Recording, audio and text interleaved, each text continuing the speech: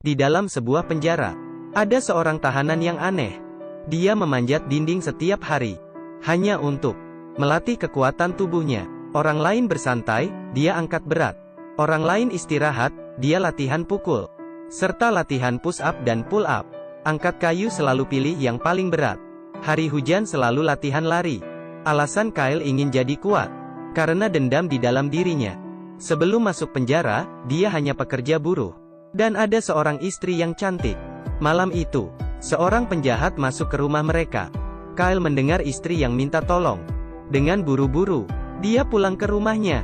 Ketika sampai rumah, istrinya sudah terbaring berlumuran darah dan sudah meninggal. Saat itu Kyle menangkap penjahat itu dan dibawa ke pengadilan. Namun rupanya, penjahat itu adalah anak orang kaya. Dia menyogok hakim dan dibebaskan tanpa hukuman. Melihat penjahat yang dilepas begitu saja, Kyle sangat marah. Saat pengadilan selesai, dia merebut pistol polisi dan menembak penjahat itu. Dia pun berhasil balas dendam. Namun setelah itu, hal menjadi rumit.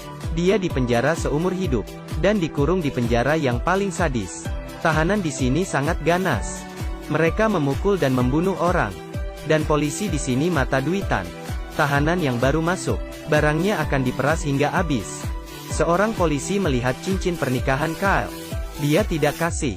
Namun dia pun dipukul, lalu direbut cincinnya. Di dalam penjara ada tahanan mesum, Andre. Suka mengganggu orang lemah. Billy tahanan yang baru masuk bersama Kyle. Sering diganggu oleh Andre. Namun polisi pura-pura tidak tahu. Karena Andre memberikan uang. Malam itu, Billy yang disiksa berteriak dengan kuat. Kyle pun susah tidur. Keesokan hari, dia melihat Billy yang disiksa. Dan muka Andre yang sombong. Dia pun terpikir, si pembunuh yang membunuh istrinya. Dia pun memukul muka Andre. Kemudian mereka bertengkar. Polisi pun menahan mereka. Namun mereka hanya menangkap Kyle dan melepaskan Andre, karena Andre memberikan uang. Kemudian, Kyle dikurung di kamar gelap. Ini adalah tempat yang paling seram di penjara. Melihat air kotor yang mengalir masuk, dan sangat busuk, dinding yang dipenuhi bekas darah, membuat orang sangat takut. Setiap hari hanya diberi makan yang mirip makanan ternak, dan hanya bisa tidur di atas batu yang dekat dengan air yang busuk.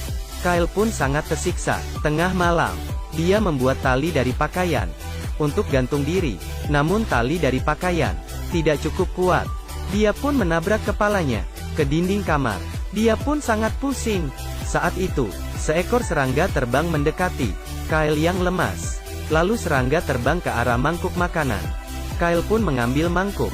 Serangga pun menghinggap di sendok, seperti memberitahunya, makanlah agar bisa hidup. Saat itu juga, Kyle terpikir istri baik yang sudah meninggal. Dia kembali semangat untuk bertahan hidup. Dia pun makan makanan di mangkuk. Ketika Kyle keluar dari kamar gelap, polisi mengurungnya di sebuah kamar yang ada 4 kasur, namun hanya 1 orang tahanan. Polisi pun bilang, dalamnya adalah tahanan yang sadis. Sebelumnya 3 tahanan dibunuh oleh dia. Jika kamu tidak ingin mati, kasih saya uang, akan diganti kamar. Lalu Kyle pun dimasukkan ke dalam. Dia melihat seorang pria hitam yang seram. Kyle pun ketakutan. Keesokan hari dia menemui polisi. Dia pun memberikan semua uangnya agar diganti ke kamar lain. Namun polisi bilang uangnya tidak cukup. Kyle pun sadar dirinya ditipu. Namun dia hanya bisa diam. Dia pun mengetahui bahwa ada 3 geng di dalam penjara itu yang sering berkelahi, dan Andre yang dulu dia pukul adalah tangan kanan salah satu geng dan seorang jagoan tinju. Benar, di penjara ini ada pertandingan tinju. Yang menang akan semakin naik daun. Yang kalah akan mati di tempat. Polisi dan kepala polisi pun tahu. Namun mereka tidak melarang, malah mendukung pertandingan tinju, karena bisa mendapatkan untung. Dan gengnya Andre terus mengganggu Kyle. Saat kerja, mereka memukuli Kyle. Polisi hanya melihat dan tidak melarang. Setelah itu mereka mengurung Kyle di kamar gelap. Pada saat hujan, air hujan masuk ke dalam kamar, membuat kamar tadi semakin parah. Akhirnya Kyle sadar dan mengerti, dalam tempat ini hanya kekerasan yang bisa melindungi dirinya sendiri. Dia mulai latihan, tiap hari manjat dinding, push up dan latihan tinju, angkat kayu yang berat, latihan lari. Setelah latihan beberapa bulan, Kyle pun bertanding untuk pertama kali. Lawan dia adalah musuhnya, Andre. Pertama-tama Kyle dipukul dengan kuat, lalu ditendang perutnya, dan dipukul terus oleh Andre. Namun dia masih bisa tahan. Lalu saat ada kesempatan, dia melakukan pukulan balik, terus-menerus. Andre pun melawan, pukul dia dengan keras. Namun saat Andre bangun kembali, Kyle terus dipukuli. Andre pun melempar dia dengan kuat, dan terjatuh keras di tanah. Lalu dia tendang kepalanya dengan dengkul. Kyle yang dipukul hingga hampir pingsan. Saat dia ingin bangun, ditendang lagi oleh Andre. Lalu Andre menyeret dia, dan menabrak tiang besi dengan keras. Saat itu, Kyle menendang bagian bawah Andre, kemudian naik di atas dia, dan menggigit leher dia dengan kuat. Namun saat itu, polisi melihat ada yang salah, berusaha melalai mereka. Namun Andre yang digigit Kyle sudah meninggal. Melihat Kyle, polisi dan tahanan, serta ketua geng, semuanya pun terkejut. Mereka melihat sendiri Kyle yang menggigit leher lawannya, dan suara teriakan yang seperti binatang buas. Tidak ada yang berani mendekatinya. Dari saat itu, Kyle menjadi jagoan tinju yang baru. Cara dia bertarung, jika dipukul sekali, ditahannya, kemudian membalas dengan 4, 5, 6 pukulan, hingga lawannya terjatuh. Dan aturan tinju adalah, yang kalah akan mati. Jadi Kyle membunuh banyak lawan. Dia pun semakin naik daun. Dia memotong rambutnya, dengan gaya yang keren, seperti seorang ketua geng, yang dulunya sering dipukul, sekarang sudah menjadi kuat.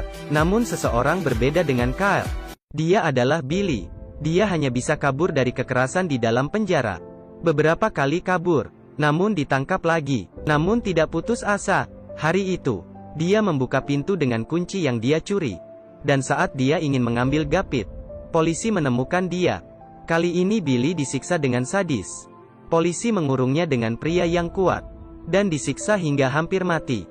Sebelum Billy meninggal dia bilang, jangan berubah menjadi orang yang mereka inginkan. Kyle pun menyadari kesalahan dia. Dia mulai menolak kekerasan. Dalam satu pertandingan tinju, lawannya adalah tahanan yang membunuh Billy. Kyle langsung menyerah diri. Walaupun dipukul lawan, dia tidak membalas. Hal ini membuat ketua polisi merasa sangat malu di depan tamunya. Dia memerintah polis menangkap Kyle, kemudian diikat, dan memaksa dia untuk bertinju. Jika tidak, maka akan mati di situ. Beberapa hari berlalu, Kyle dijemur di bawah matahari, dan dimandikan di bawah hujan. Kyle pun semakin lemas. Namun dia tidak menyerah. Semua tahanan lain terharu dengan semangat penolakan dia. Mereka pun mulai mengerti. Semua pertandingan tinju di dalam penjara, pemenangnya hanya ketua polisi. Para tahanan hanya sebagai korban. Jadi semua geng pun sepakat untuk tidak mengikuti pertarungan tinju. Kepala polisi pun sangat marah. Dari semangat Kyle, akhirnya penjara menjadi damai, dan polisi tidak berani membunuhnya. Jika dia dibunuh, dia akan menjadi pahlawan. Kyle pun akhirnya dilepas. Ketua polisi pun berencana membunuh dia, namun bukan dilakukan oleh polisi. Dia melepaskan seorang tahanan. Dia bertubuh besar, seperti seorang raksasa. Dia melepaskan ikatan dan mulai menyerang, serta memukuli Kyle hingga hampir cacat, dan mencekiknya hingga hampir mati. Pada saat itu juga, Kyle berusaha memukul pintu besi. Raksasa yang mendengar suara itu pun melepaskan tangannya. Rupanya, setiap Kyle dikurung di kamar gelap, dia mendengar orang sebelah mengetuk dinding. Dia pun akan membalas dengan ketukan. Dan akhirnya, mereka pun menjadi teman misteri. Dan dia adalah si raksasa. Si raksasa tidak pintar, namun dia mengenali Kyle, dan memegang muka Kyle. Ketua polisi pun sangat bingung. Dia memerintah bawahan menembak si raksasa. Si raksasa demi melindungi Kyle, dia menahan tembakan dan menyerang polisi, hingga mereka terluka parah. Dengan sisa tenaga, dia membuka pintu penjara, dan akhirnya terjatuh. Tahanan yang marah pun keluar, dan menyerang polisi. Kemudian kekacauan dimulai. Mereka merusak, membakar dan kabur penjara. Akhirnya polisi mengerahkan tim khusus untuk menembak mereka, dan menahan mereka. Pada kekacauan kali ini, Kyle bertemu dengan tahanan pria hitam itu. Rupanya dia bukan pembunuh sadis. Dia adalah seorang hakim. Orang yang mati di tangan dia adalah penjahat tingkat tinggi. Pria hitam itu menyimpan sebuah buku. Di dalamnya adalah bukti kekerasan polisi selama bertahun-tahun. Dia memberikannya ke Kyle, agar Kyle melaporkannya saat di luar. Bagaimana cara Kyle keluar? Sudah direncanakan oleh pria hitam itu. Dia ingin Kyle mengikuti pertandingan tinju. Menang ataupun kalah, ketua polisi pasti akan membawanya pergi untuk dibunuh. Dan saat itu, adalah waktu yang tepat untuk kabur penjara. Akhirnya Kyle mengikuti pertandingan tinju. Lawannya adalah orang yang membunuh Billy. Kali ini dengan kekuatan penuh. Kyle melawan dia, lalu dilempar ke tiang kayu. Dan berhasil membalas dendam untuk Billy. Dan Kyle pun dibawa pergi. Saat di garasi mobil, pria hitam itu pun menyerang polisi. Dan membunuh para polisi. Lalu dia menyuruh Kyle memakai baju polisi. Dan pergi menggunakan mobil ketua polisi. Namun pria hitam itu tidak pergi. Dia masih ada hal penting yang harus diselesaikan. Dengan cepat, Kyle keluar dari gerbang penjara. Dan pergi dengan bukti kejahatan polisi. Dan akhirnya dia bebas. Akhirnya pria hitam itu masuk ke dalam kantor ketua polisi. Dia mengeluarkan pisau. Ketika polisi masuk, ketua polisi sudah dibunuh pria hitam. Dan masuk ke neraka. Akhirnya dia menerima karma dia sendiri. Apakah kamu menyukai film ini? Jika suka, jangan lupa kasih like. Dan jangan lupa subscribe.